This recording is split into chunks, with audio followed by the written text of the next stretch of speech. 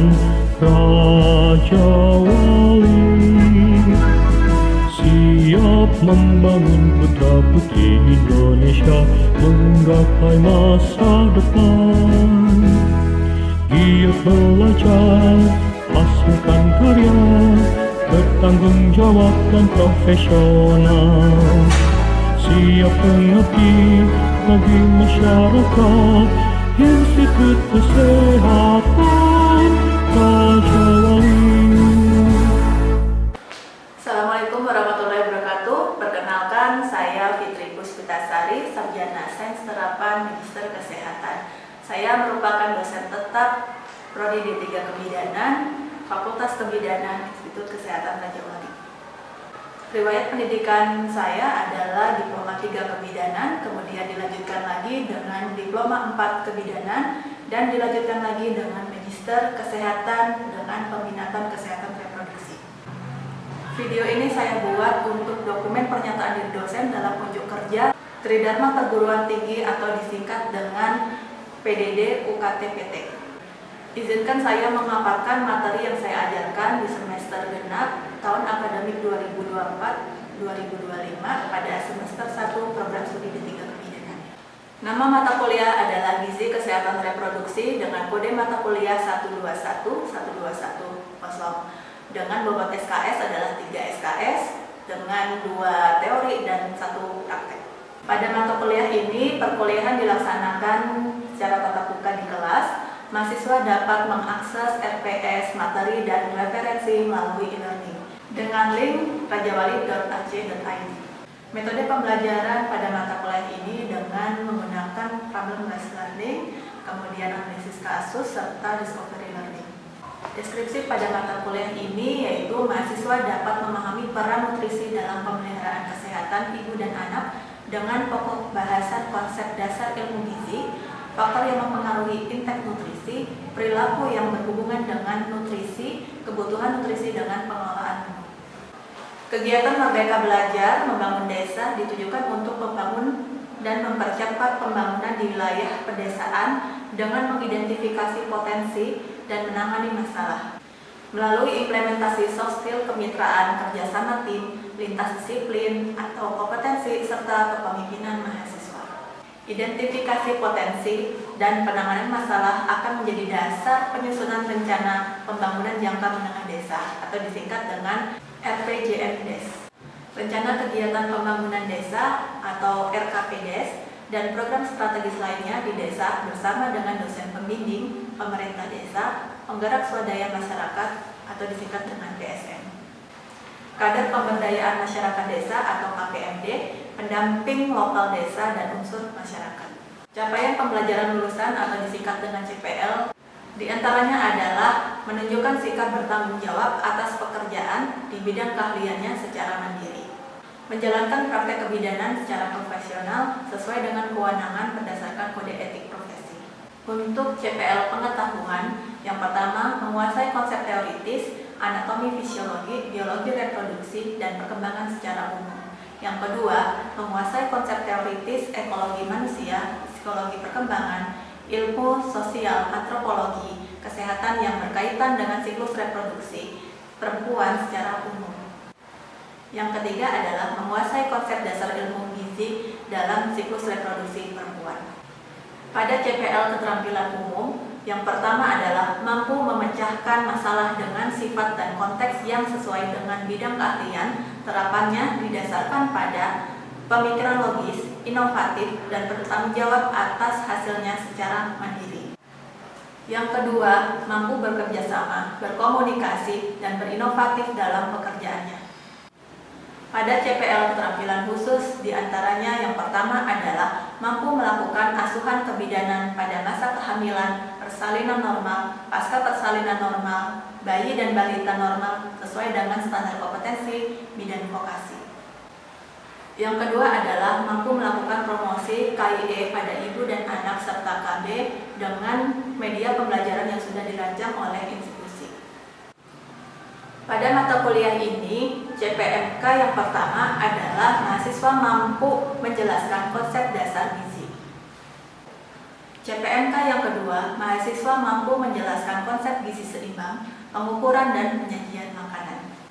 CPNK yang ketiga, mahasiswa mampu menjelaskan konsep pemberian makanan pada bayi. CPNK yang keempat, mahasiswa mampu menjelaskan konsep pemberian makan pada balita.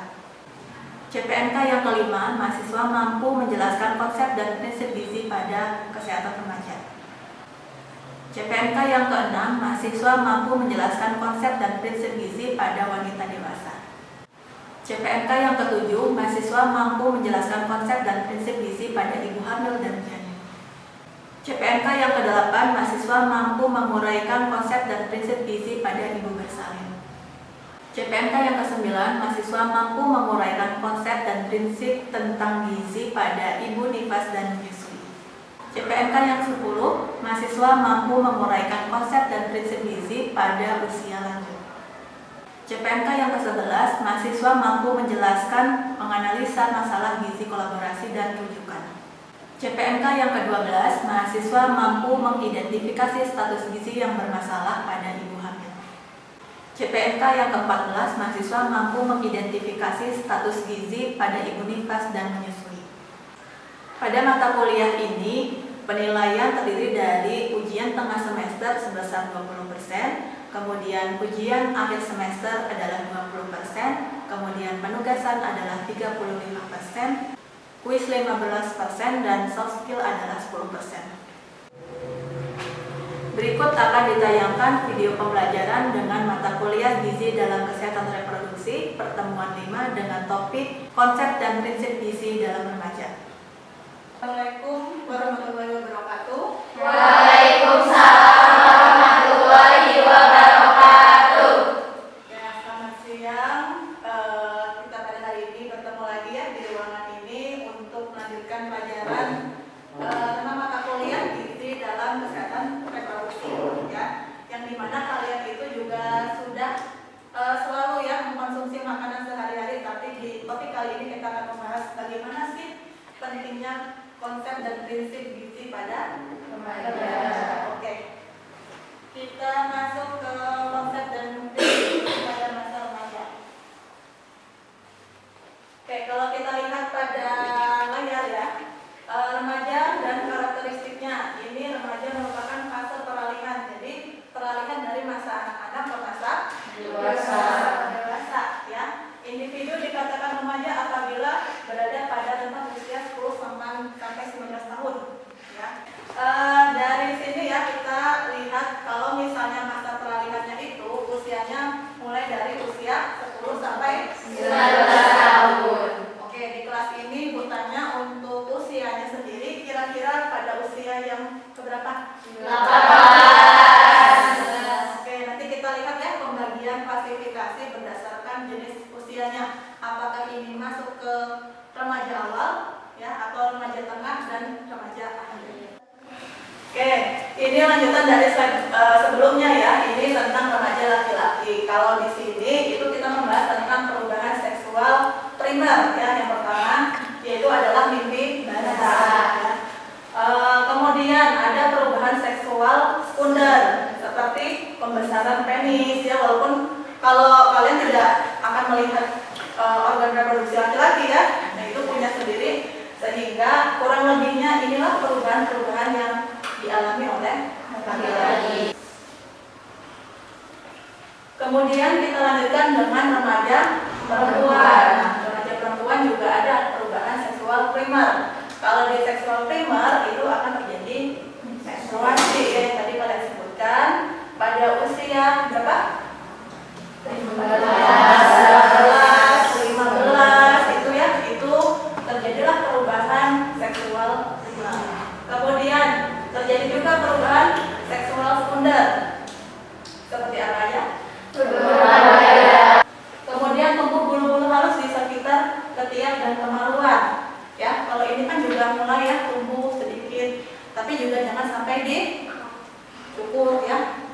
Gitu, kalau dicukur nanti tambah banyak gitu ya katanya ya. Tapi ketika muncul tumbuh bulu-bulu halus, nah itulah ada perubahan. Kemudian pembesaran pinggul ya. pinggulnya pelan-pelan sudah mulai membesar, ya. Karena untuk apa? Persiapan? Iya, persalinan. Jadi organ reproduksinya mulai berkembang, gitu. Walaupun pada masa remaja sudah boleh hamil belum? Belum. Karena apa?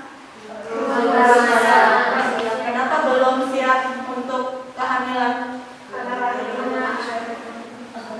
Iya, karena organ reproduksinya belum siap untuk perkembangan atau pembuahan.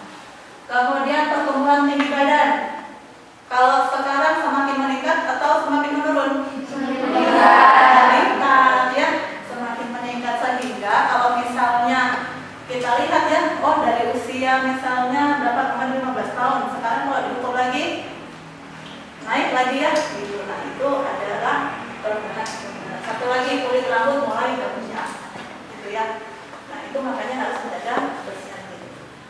Kemudian ada perubahan fisik. Ini rata-rata remaja perempuan mengalami kenaikan 8,3 per tahun. Kalau dibanding dengan laki-laki tadi berapa? 9. Nah ini yang tadi Ibu jelaskan. Karena di tahapan perubahan emosional, sosial, dan kognitif ini terbagi menjadi 3 periode ya. Ada remaja awal, usianya 10 sampai 14 tahun. Kemudian ada remaja tengah, usianya 15 sampai 17 tahun, dan remaja akhir 18 sampai 19 tahun. Kita masuk ke gizi pada remaja. Apa itu gizi pada remaja? Makanan sehari-hari yang mengandung zat gizi dengan jenis dan jumlah yang sesuai kebutuhan tubuh, serta menerapkan prinsip aman beraneka ragam, aktivitas fisik, perilaku hidup bersih, dan menjaga badan ideal. Itu kalau gizi seimbang. Senang nggak makan junk food? Senang nggak makan yang asin-asin? Karena apa? Ya itu nanti akan mengakibatkan masalah gizi pada remaja, ya. Sehingga yang tadi gizinya kita harus tahu dulu apa sih yang penting untuk gizi pada remaja, ya. Sehingga gizi seimbang itu memiliki susunan makanan sehari-hari mengandung zat gizi dengan jenis dan jumlah yang sesuai dengan kebutuhan. Ini yang pertama, gizi seimbang. Gizi seimbang ini adalah susunan makanan sehari-hari yang mengandung zat gizi dengan jenis dan jumlah kebutuhan yang sesuai dengan kebutuhan. Ini kalau kita lihat ada konsumsi lemak, ya, gula, garam, kemudian ada lauk pauknya juga, nabati atau hewani, kemudian ada sayuran dan buah-buahan serta makanan pokok. Ya, jadi dari sini kita bisa melihat gizi seimbang itu apa aja. Kemudian kalau kita bilang lagi, ya, kita lihat dari tumpang gizi yang tadi, ya. Ini ada 4 prinsip gizi, ya. Yang pertama, mengkonsumsi makanan dengan beraneka ragam, ya. Yang beraneka ragam di sini bukan berarti yang tadi ya, oh harus ada junk food, gitu. Junk food itu bagus nggak? Enggak, ya. Nanti ada efeknya, ya. Efeknya bisa mengganggu menstruasi, gitu. Sehingga boleh tidak kita makan? Boleh, tapi tidak berlebihan. Kemudian pentingnya pola hidup aktif dan berolahraga. Sering olahraga? Satu minggu 1 kali atau olahraganya di kasur? Jalan aja ya. Ya, jalan juga bisa itu menjadi olahraga, ya. Jadi sangat penting ya, karena kita harus aktif bergerak. Karena kalau nggak bergerak ya tadi ya penimbunan lemak, jadinya nanti bisa pelan-pelan terjadi obesitas. Kemudian menjaga berat badan ideal, ya. Kemudian menerapkan pola hidup bersih dan sehat. Sekarang Ibu tanya, untuk menjaga pola hidup bersih dan sehat, kalian sebagai remaja apa saja yang dilakukan? Semuanya, ya, satu-satu coba. Mandi 2 kali sehari, pakaian kalau kotor. Oke, mandi 2 kali sehari, kemudian ganti pakaian ya kalau kotor. Ada lagi yang bisa? Pola makan yang sehat.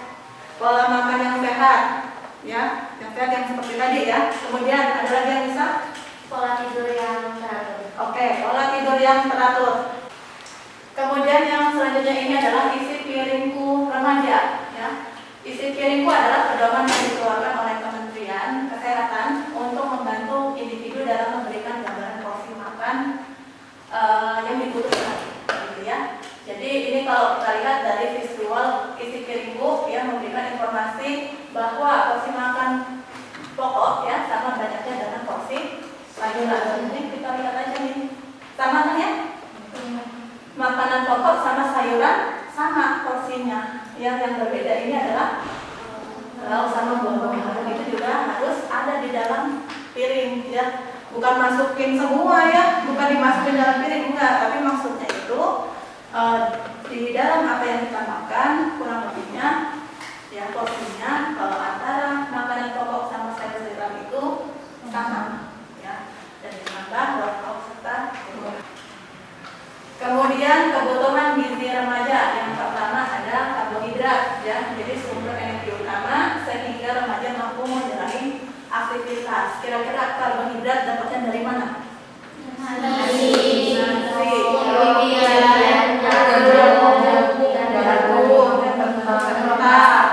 kalau mie masuk nggak?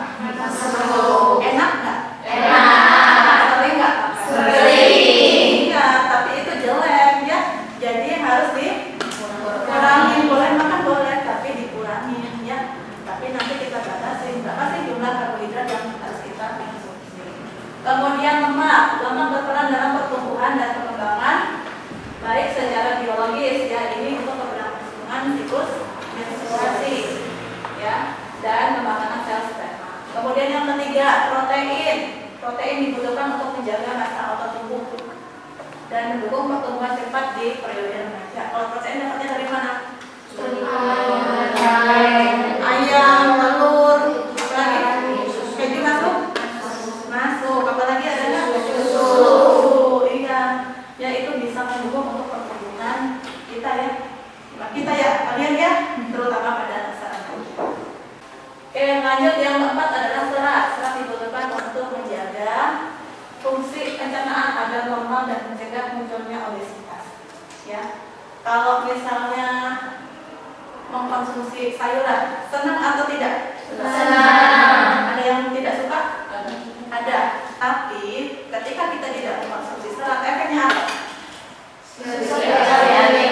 Susah BAB. Karena yang tadi kan nggak ada serat, sehingga kalau misalnya kita BAB, yang fesesnya yang keluar adalah feses yang keras, gitu ya. Oke, lanjut ke yang kelima.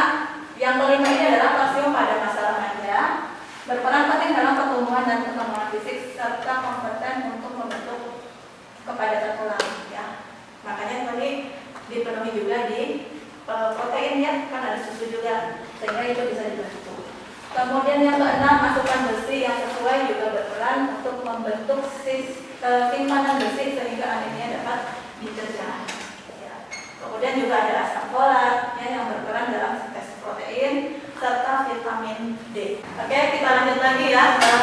Sekarang ada masalah pada remaja, ya.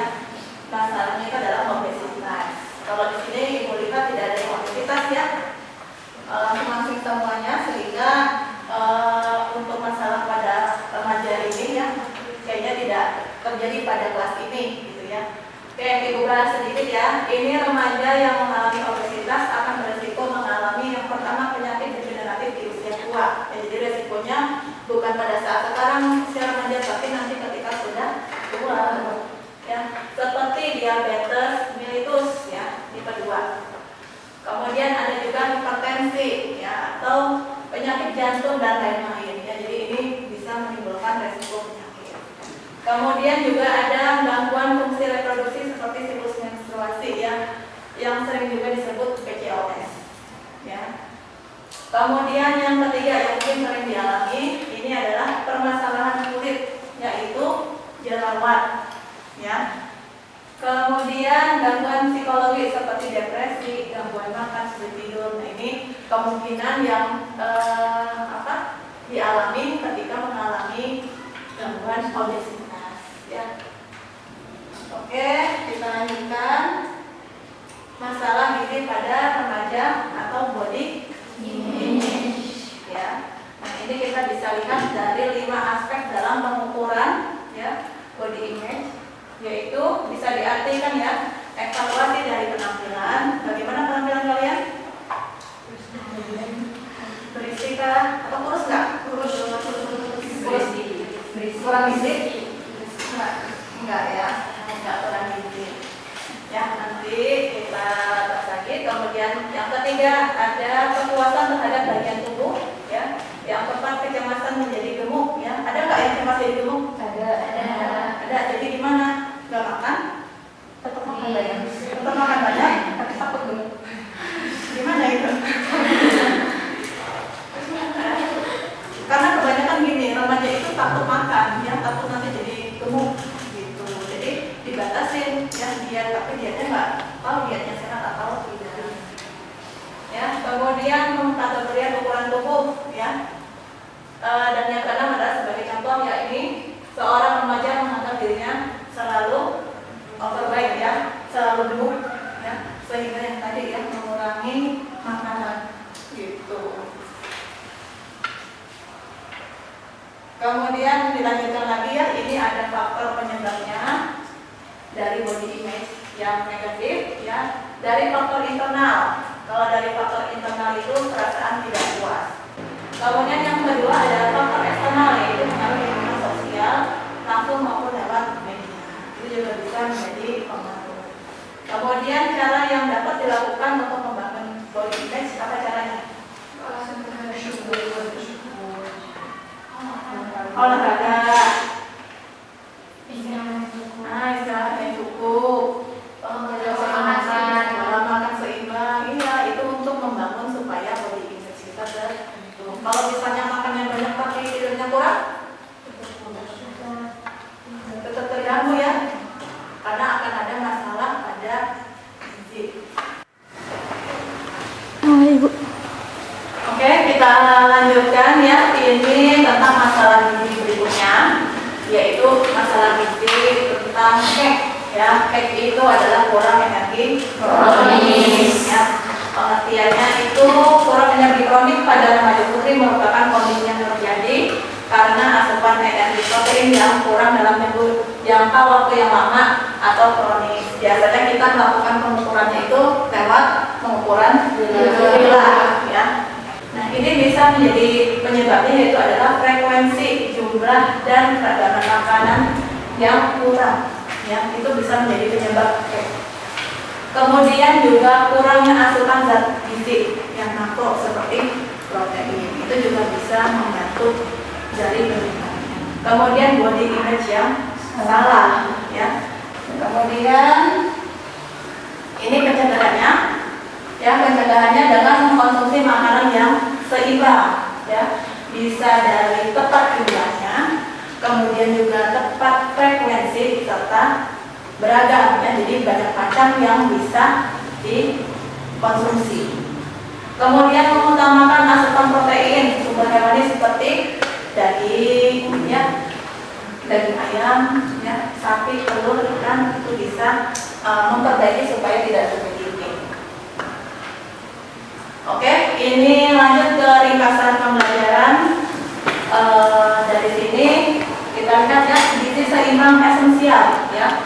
Gizi seimbang sangat penting untuk pertumbuhan optimal ya pada remaja ya, terutama pada remaja.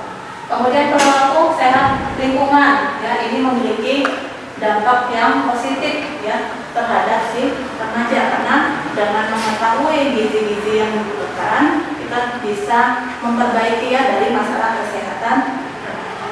Kemudian ada pemenuhan makro mikronutrien. Nah, ini untuk mendukung pertumbuhan dan perkembangan kognitif. Jadi supaya kalian bisa memiliki pola pikir yang lebih baik gitu ya. Kemudian edukasi berkelanjutan ya, bisa memastikan dengan menambah dengan penyuluhan remaja ya, terutama tentang gizi. Oke, sekian dari pertemuan ini dengan topik ini. Kira-kira sebelum Ibu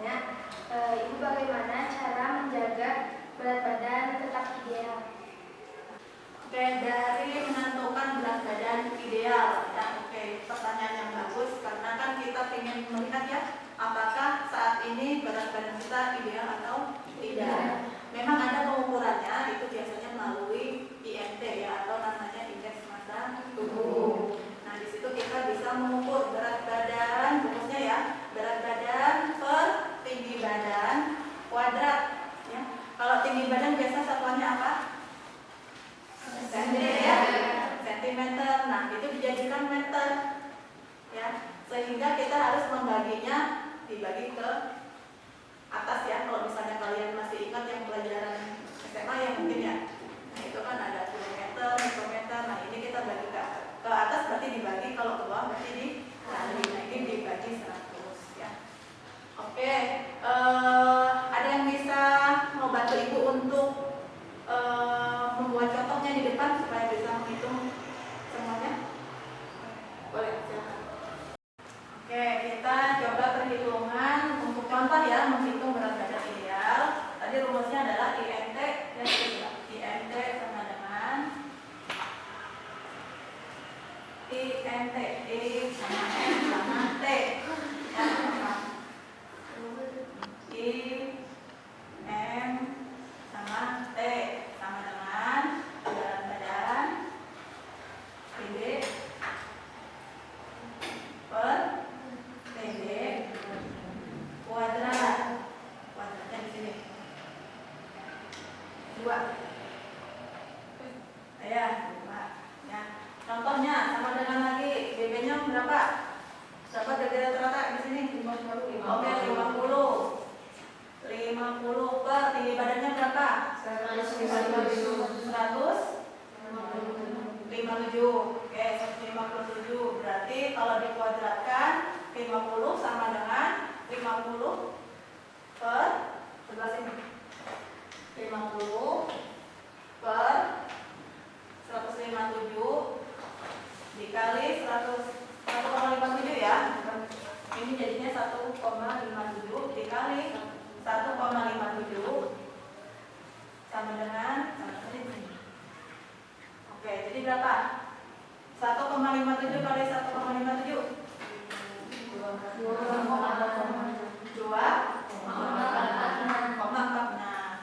ya. 2,46 ya. Di atasnya masih ini kan hasil ini di atas, ini di bawah sini, ini masih top atas dulu yang ini 50 per 2,46 jadinya berapa? 50 dibagi 2,46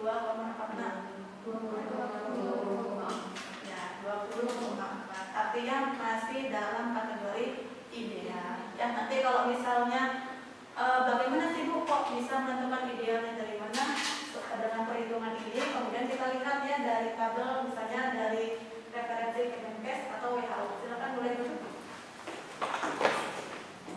Oke, gitu ya. Jadi nanti dilihat hasilnya, oh berat badan saya itu ideal atau tidak gitu, atau berlebih atau tidak ya, dari perhitungan yang tadi ya IMT. Oke, cukup ya untuk pertanyaan yang tadi, untuk menjawab ya, bisa sekaligus memberikan. Oke, sekian pertemuan kita hari ini. Nanti kita lanjutkan lagi untuk pertemuan di minggu depan ya, untuk mata kuliah gizi dalam kesehatan reproduksi. Sekian pembelajaran kita hari ini. Ibu tutup. Wabillahi taufiq wal hidayah. Wassalamualaikum warahmatullahi wabarakatuh. Waalaikumsalam warahmatullahi wabarakatuh. Sekian video pembelajaran pada mata kuliah gizi dalam kesehatan reproduksi, program studi D3 Kebidanan, Fakultas Kebidanan Institut Kesehatan Raja Wali. Saya ucapkan terima kasih. Wassalamualaikum warahmatullahi wabarakatuh.